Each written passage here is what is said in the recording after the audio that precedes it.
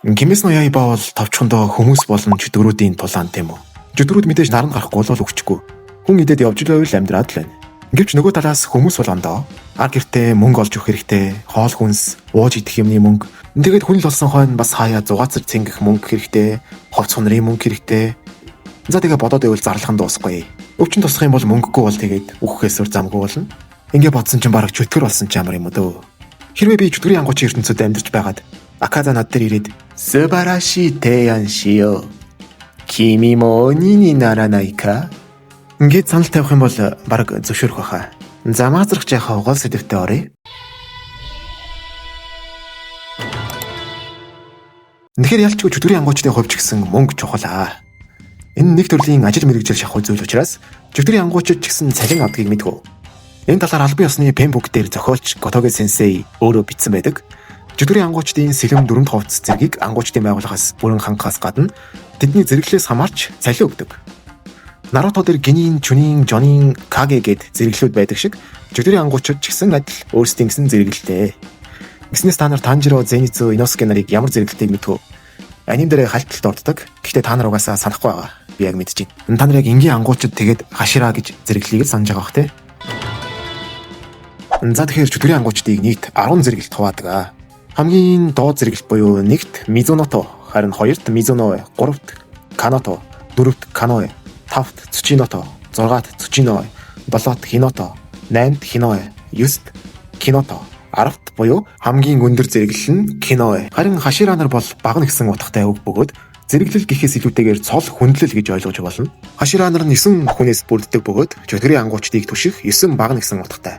Кимэс ноёба пенбук болон пен сайтуудаас судлаад үзэхэд Мизуното буюу хамгийн доод зэрэглэлийн чөтгөрийн ангуучид жилд 20,000 йены цалин авдаг гэсэн мэдээлэл олдсон.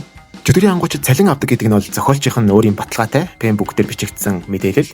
Харин яг хэрэг хэмжээний мөнгөн дүн цалин авдаг нь бол яг тодорхой биш. Энэ мөнгөн дүн нь бол яг баттай биш гэсэн үг шүү.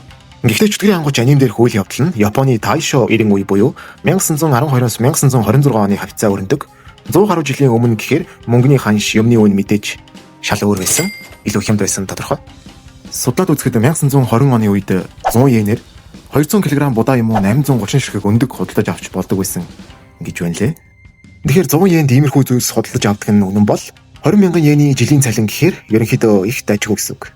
Ер нь бол нийлээд их мөнгө авдаг байсан гэж ойлгож байна. Тэгвэл манай гол дөрүүд болох Камадо Танжиро, Хашибира Иноsuke, Агамацу Зенитсу нар нь яг ямар зэрэглэлтэй хэрэг цалин авдаг байсан бэ? Аним дээр манай хэд Каное буюу дооросоо дээш 4-т бичигддэг зэрэглэлтэй байсан. Харин манганы 203 дугаар бүлэг дээр Танжиро, Иноsuke, Зенитсу нар нь дээрээс 3-т буюу Хиное зэрэглэлд аль хэдийн очсон байсан. Зөвхөн анимын хүрээнд бол манай 3 Каное төвшин тэгэхээр жилд 30,000 йений цалин авна гэсэн үг. Харин манган дээр болохоор Хиное төвшин буюу 37,000-аас 40,000 йений цалин авах эрхтэй гэсэн үг. Харин хашира нар бол зүгээр л баян гэж ойлгож байна. Цалин бол хүлдэг. Гүйцэтгэсэн даалгаврын зэрэг аюулын төвшин гавьяа зүтгэлээс хамаарат шагналын нь асар их ордог. Гэхдээ чөтгөрийн ангуучийн корпус чинь нууц буюу хүлээн зөвшөөрөгдөөгүй байгууллага шүү дээ. Тийм байж яаж ийм хэмжээний мөнгө цалин гаргадаг вэ? Нэр нэмэд хашираанд тэтгэх тэрих мөнгө хэн хаанаас гаргадаг вэ гэд асуултууд гарч ирнэ. Мэдээж тэр бол Убуяшки Кагая буюу Оёката сама. Убуяшки гэр бүл нь удамд амьдсан баян.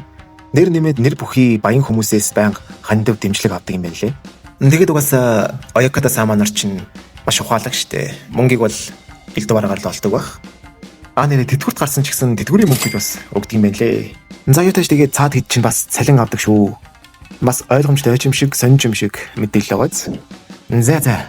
Ятаж энэ бичлэг маань энэ хүрээд дуусж байна. За тэгээд дараагийн бичлэгээр уулзлаа баяртай. Лайк, subscribe дараарай.